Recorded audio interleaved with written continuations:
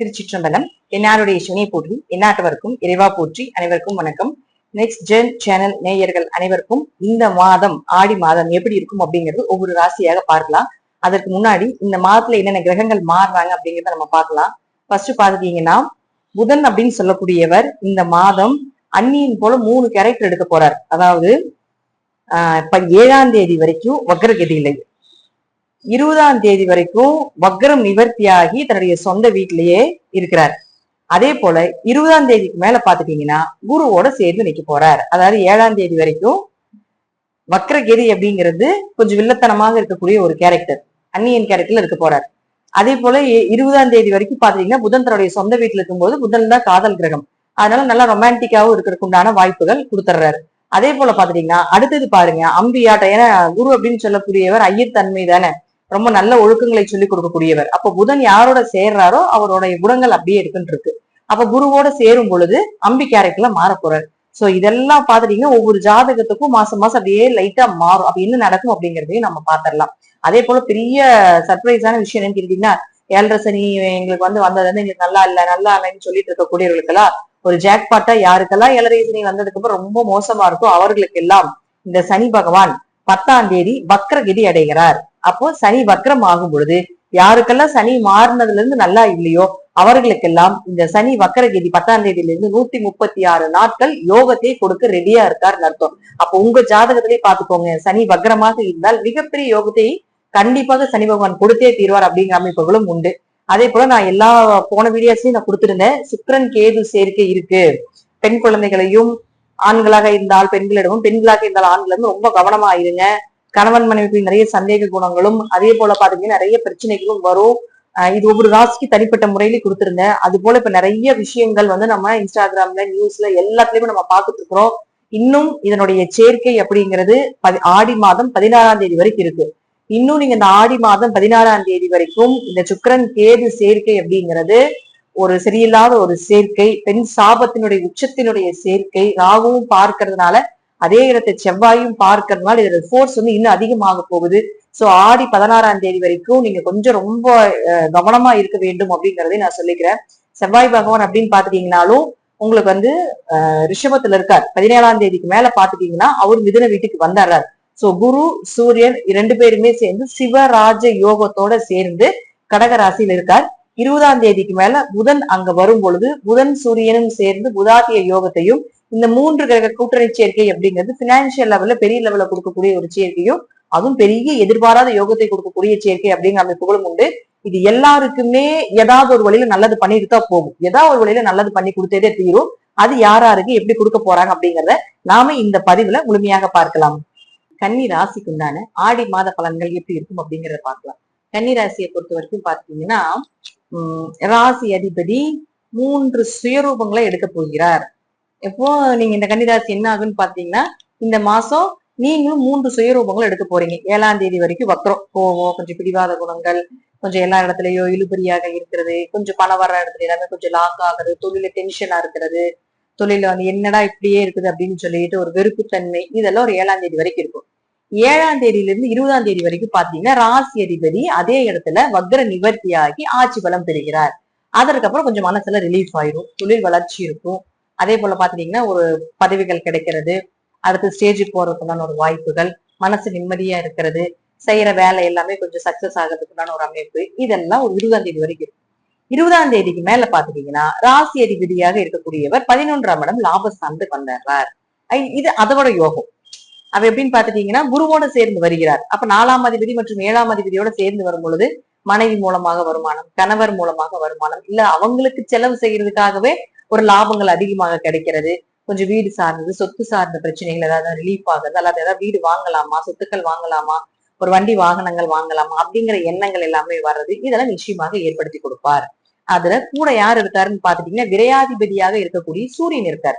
அப்போ குரு சூரியன் சேர்க்கை அப்படிங்கிறது சிவராஜ யோகமாக இருந்தாலும் உங்களுக்கு என்ன பண்ணுவார் அப்படின்னு பாத்தீங்கன்னா சுப விரயங்களை செய்து கொடுப்பார். ஒரு தீர்த்த யாத்திரைகள் போயிட்டு வர்றது, கோவில் கட்டுறதுக்கு வழிபாடுகளுக்கு பணம் கொடுக்கறது, அல்லது ஒரு கோவிலுக்கு போய் நிறைய செலவு செய்யறதுக்கான ஒரு வாய்ப்புகள், தெய்வ அனுகிரகத்தோட இருக்குது. ஏன்னா ராசி அதிபதி குருவோட சேரும் பொழுதே சாமி நம்ம கூட நிக்குதுன்னு அர்த்தம். குருனாலே இறைவன் தான், குருனாலே தெய்வ சக்தி தான், குருனாலே நல்ல ஆறாதான் அப்படிங்கிற நம்ம ஃபர்ஸ்ட் கணக்குல எடுத்துக்கணும். அப்ப ராசி அதிபதி 20ஆம் தேதிக்கு மேல சேரும் பொழுது நல்ல ஆனா நம்மளோட கனெக்ட் ஆகுது. அப்ப சூரியன் தான் ஒளி. அவர் விரையாதிபதியாக இருந்தாலும் அவர் இயற்கையாவே ஒளியை கொடுக்கக்கூடிய ஒரு கிரகம். மற்ற கிரகங்கள் எல்லாமே குருட்டு கிரகங்கள் அப்படின்னு சொன்னாலும் சூரியனை தான் நம்ம என்ன சொல்றோம்னா ஒளி கிரகம் அப்படின்னு சொல்றோம். அப்போ அவர் வந்ததுக்கு அப்புறம் தானே வெளிச்சம். சூரியன் வந்தா தானே மற்ற எல்லா உயிர்களுக்குமே உயிர். அவர் தானே நமக்கு எனர்ஜி கொடுக்கக்கூடியவர். சோ அவர் வரும்போது நமக்கு இன்னும் நமக்கு எக்ஸ்ட்ரா ஆத்ம பலம் அப்படிங்கிறது அதிகமாக போகுது அப்படிங்கிறது அமைப்புகள் உண்டு. அப்ப இந்த மாதம் ஃபுல்லா பாத்தீங்கன்னா கன்னிராசிக்காரங்க அப்படி நல்ல சுறுசுறுப்பா செய்கின்ற வேலையில எல்லாத்துலயுமே பாத்தீங்கன்னா நல்ல வளர்ச்சியை கொடுக்கறது, நல்ல லாபத்தை கொடுக்கறது அமைப்பு, இதெல்லாம் சூப்பரா இருக்கும். அதே போல பாத்தீங்கன்னா 2-9 சுக்கிரன் 12ஆம் இடத்துல செவ்வாயினுடைய 4ஆம் பார்வையில நிக்கிறார். அப்ப நம்ம ஆல்ரெடி ஃபர்ஸ்ட் இதுக்கு முன்னாடி வீடியோஸ் நம்ம கொடுத்திருக்கோம். சுக்கிரன் கேது, சுக்கிரன் ராகுல பெண் சாபத்தின் உச்ச சேர்க்கை, அதெல்லாம் சரி இருக்காது. அந்த சேர்க்கை எல்லாமே பாத்துட்டீங்கன்னா வீட்டுல பெண் குழந்தைகள் இருக்குதா ரொம்ப கவனமா பாத்துக்கோங்க. நிறைய விஷயங்கள் நடந்துகிட்டும் இருக்குதுன்னு சொல்றோம். இது இன்னும் 16ஆம் தேதி வரைக்கும் இருக்குது. சோ இன்னும் நீங்க இந்த விஷயத்துல கொஞ்சம் 16ஆம் தேதி வரைக்கும் பணம் கொடுத்தல் வாங்கல் சம்பந்தப்பட்ட விஷயத்துல ஒரு பெண்களை சந்திக்கிறீங்க, ஒரு ஆண்களை சந்திக்கிறீங்க, தேவையில்லாத ஒரு மன உளைச்சல்கள் ஏற்படுறது, அல்லது அப்பாக்கு ஏதாவது ஒரு மருத்துவ செலவுகள் பண்றது, அப்பா உறவுகளுக்கு ஏதாவது ஒரு மருத்துவ செலவுகள் பண்றது, இதெல்லாம் ஏற்படுத்தி கொடுப்பாரு. இன்னும் சொல்லணும்னா இதை விட சரி இதெல்லாம் எங்களுக்கு நடக்கலைங்க அப்படின்னாலும் உங்களுக்கு நடக்கலைன்னா உங்க குடும்பத்துல யாருக்காவது உங்க ஜாதகத்தின் மூலமாக நடக்கிறதுக்கு வாய்ப்புகள் உண்டு. இன்னொரு இதுல பாசிட்டிவான விஷயம் கன்னியா ராசிக்கு என்னன்னா 9ஆம் அதிபதி கேதுவோட 12ஆம் இடத்துல நிற்கும் பொழுது அப்பா அம்மா குடும்பத்துல இருக்கக்கூடியவங்க தீர்த்த யாத்திரை போயிட்டு வருவாங்க. அதுக்கு நீங்க கொஞ்சம் செலவு பண்ண வேண்டியது வரலாம். அவங்க ஏதாவது ஒரு பெரிய ஒரு ஸ்தலத்துக்கு போயிட்டு வருவாங்க, அல்லது அவங்க ஏதாவது கோவிலுக்கு செலவுக்கு அப்படிங்கிறது உங்க மூலமாக இருந்து போறதுக்கு வாய்ப்புகள் இருக்குது. கோவில் கட்டுமான பணிக்கு செய்வாங்க அப்படிங்கறத எடுத்துக்கலாம். இருந்தாலும் இந்த சேர்க்கை உங்க ஜாதகத்துல இருக்குது அப்படின்னா கொஞ்சம் கவனமாக இருந்து கொள்வது என்பது நல்லது. அடுத்தது 3 மற்றும் 8ஆம் அதிபதியாக இருக்கக்கூடிய செவ்வாய், அவர் உங்களுக்கு இருக்கக்கூடிய ஆல்ரெடி பாத்துட்டீங்கன்னா 9ஆம் வீட்டுல இருக்காரு. அடுத்தது 10க்கு வர போறாரு 17ஆம் தேதிக்கு மேல. இது ரெண்டுமே ஓவராலா சூப்பர் தாங்க. ஆயுள் வளம் பெருகிறது, கண்டங்கள் பெருகிறது, விளக்குறது, தொழில்ல வளர்ச்சி கொடுக்கறது, தொழில் ரீதியாக நிறைய பேருடைய கனெக்டிவிட்டி கிடைக்கிறது, அடுத்த ஸ்டெப்புக்கு உண்டான வேலைகளை பார்க்கறது. கண்டசனி அங்க அப்படியே லைனா இருக்கட்டும், இருந்துட்டு போகட்டும், அது ஒன்றும் பிரச்சனை கிடையாது. இப்ப இந்த மாத பலன்கள்ல இதெல்லாம் இப்ப நடக்க போகுது. ஏன் நான் அதை சொல்றேன்னா உங்களுக்கு இப்ப கண்டசனி வந்ததுல இருந்து நிறைய பேருக்கு ப்ராப்ளம் நடந்துட்டு இருக்கு. கணவன் மனைவி பிரச்சனை, பேச்சுனால பிரச்சனை, டைவர்ஸ் வரைக்கும் போறதுக்கு உண்டான வாய்ப்புகள், கணவன் உறவுகள்னால பிரச்சனை, மனைவி உறவுகள்னால பிரச்சனை, நண்பர்கள் பார்ட்னருக்கு ஒரு பிரச்சனை, இதெல்லாம் கண்ட சனி நார்மலா கொடுக்கும். இதுல இப்ப சனி வக்ரம் ஆகுது 10ஆம் தேதி. அப்போ இந்த பிரச்சனையில ஒரு 136 நாட்கள் ஸ்டாப் ஆகும்னு அர்த்தம். பெருசா அதாவது மழையாட்ட வந்து நிக்கக்கூடிய பிரச்சனையில பனியாட்ட வந்து நிற்கும். அல்லது குரு உங்க ராசியை, அதாவது கோச்சாரப்படி இருக்கக்கூடிய கடகத்துல இருக்கக்கூடிய குரு உங்க ராசியை தொடர்பு கொள்றதுனால இந்த பெரிய பிரச்சனைகள் எல்லாமே வராமையும் போகலாம். வந்தாலும் உங்களுக்கு அதை தாங்கி கொண்டு அடுத்த கட்டத்துக்கு உண்டான ரிலீஃப் எப்படி பண்ணலாம் அப்படின்னு தப்பித்து வர்றதுக்குண்டான வழிகளையும் கொடுத்துருவார். கர்மாவை கழிக்க முடியாது, மாறாக குறைக்கலாம். அவ்வளவுதான். அது யாரார இறைவனாக இருந்தாலும் அதுதான். அதனால கர்மாவை குறைப்பதற்கு மட்டுமே இந்த பிறவி அப்படிங்கிறத நம்ம கணக்குல வச்சுக்கோங்க. அதனால என்ன பிரச்சனைகள் வந்தாலும் அதை சமாளிக்கிறதுக்கு தெய்வ சக்தி உங்க கூட இருக்கு. தெய்வ அனுகிரகம் நிறைய இருக்கு. ஒரு பிரச்சனையா, ஒரு பஞ்சாயத்துக்கு போறீங்களா, சாமியை நினைச்சுக்கோ, குலதெய்வத்தை நினைச்சோ அல்லது இஷ்ட தெய்வத்தை நினைச்சிட்டு போங்க, அங்க எதுவுமே இருக்காது. இந்த மாசம் அருமையான மாதம் கன்னியா ராசி. கன்னி ராசிக்கு குறைவில்லாம இருக்கக்கூடிய மாதம் அப்படிங்கறத நம்ம எடுத்துக்கலாம். அதே போல இந்த மாதம் கன்னியா ராசிக்காக எல்லா விஷயத்திலும் சக்சஸ் பண்ண போறீங்க.